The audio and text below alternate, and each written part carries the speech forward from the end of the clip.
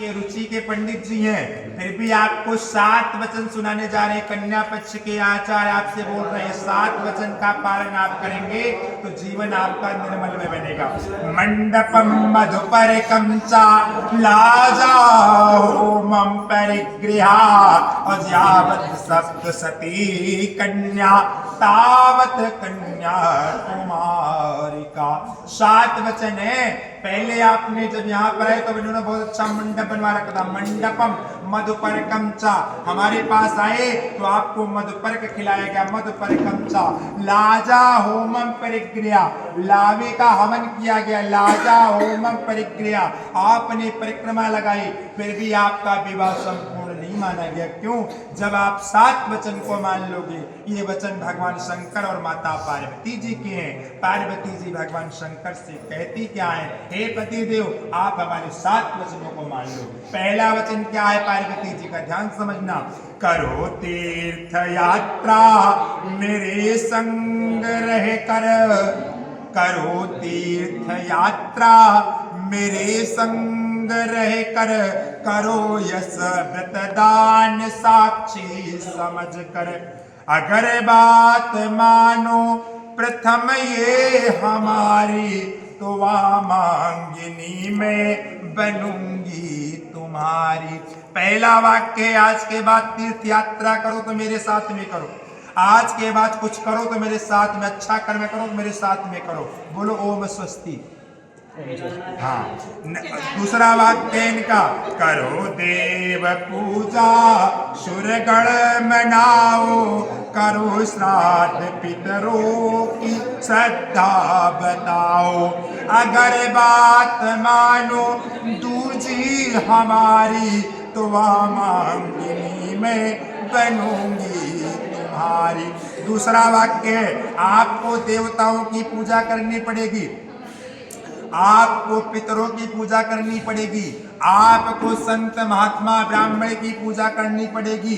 कभी आपकी बुआ जी आ जाए, कभी आपकी बहन जी आ जाए, उनकी भी व्यवस्था की जिम्मेदारी आपकी पर है। इसलिए आप हमको बताएंगे, उस बात को गहराई से हमसे जब बताएंगे तो हम दोनों मिल करके अपने पितरों का, अपने देवताओं का पूजन करेंगे, जिससे हमारा वंश वृद्धि होगा। यानी बिना पितरों की प्रसन्नता के वंश वृद्धि नहीं हो सकती, रुकावट आ जाती है। इसलिए वंश वृद्धि के लिए हम लोग पितरों की पूजा करेंगे। बोलो ओम स्वस्ति।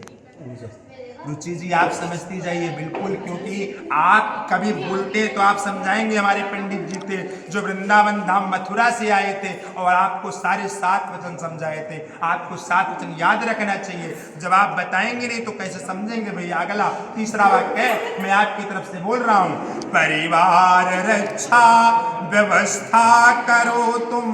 परिवार की जिम्मेदारी आपके ऊपर है।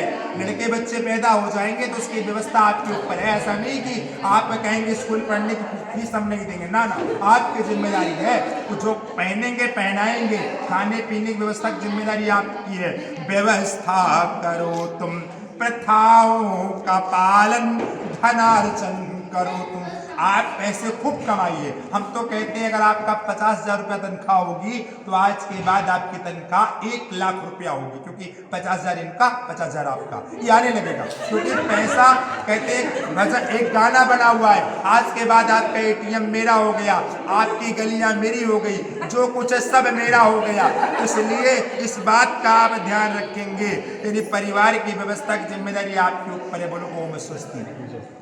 तेज से बोलिए भैया, ओम स्वस्ति। हाँ, ऐसे धन धान्य अर्चन वरधन करो तुम, और गृहस्थी संभालो समर्चन करो तुम। अगर बात मानो चौथी हमारी, तो वामांगिनी में बनूंगी तुम्हारी। पांचवा वाक्य, वापी तड़कोप वापी बनाओ, और श्रद्धा सुमन देव गण को चढ़ाओ।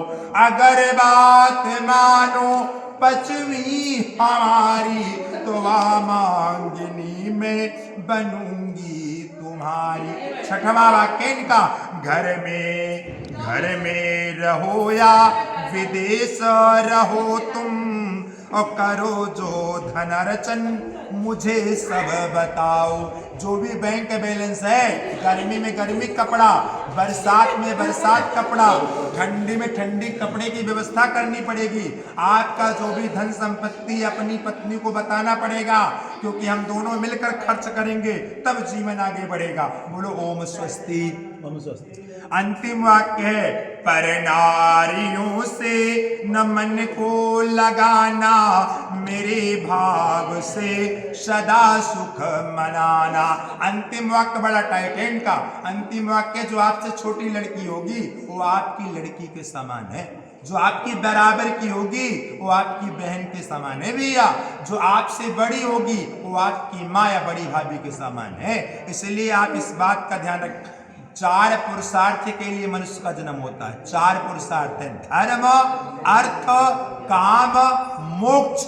धर्म क्या है? आप भगवान की सेवा करें। धर्म क्या है? आप माँ बाप की सेवा करें। धर्म क्या है? आप अच्छी प्रकार से नौकरी करें। धर्म क्या है? आप गलत रास्ते पे नहीं जाएं, सही रास्ते। धर्म हो गया। इससे अर्थ मिलेगा, आपको पैसा मिलने लगा, अर्थ मिलने लगा। लेकिन काम की पूर्ति पत्नी से ही होगी, तो काम की पूर्ति के लिए मैं जा रही हूं, तो काम की पूर्ति के अलावा, मेरे अलावा कोई आपके जीवन में दूसरा नहीं आना चाहिए। हिंदू धर्म में एक ऐसा विवाह प्रथा है, ब्रह्म विवाह, जिसमें रिश्ता तोड़ने का, तलाक का कोई मैटर नहीं है। तलाक होता ही नहीं हमारे यहाँ। हमारे यहाँ 7 जन्म लिखते हैं, 7 जन्म तक आपका रिश्ता अटल रहेगा। इसलिए जब तक गंग जमुन जलधारा अचल रहे यही बात तुम्हारा। जब तक गंगा जमुना में पानी रहे तब तक आपका ये विवाह सब जो हम करवा रहे हैं ये ध्रुव तारे की तरह अटल रहे। इसलिए कभी रिश्ता तोड़ने की बात ही मत करिए, यानी रिश्ता जोड़ने की बात करिए। अगर बात मानो सतवीं हमारी, तो वामांगिनी में बनूंगी तुम्हारी। बोलो ओम स्वस्ति। ओम स्वस्ति। गुड़िया इन्होंने आप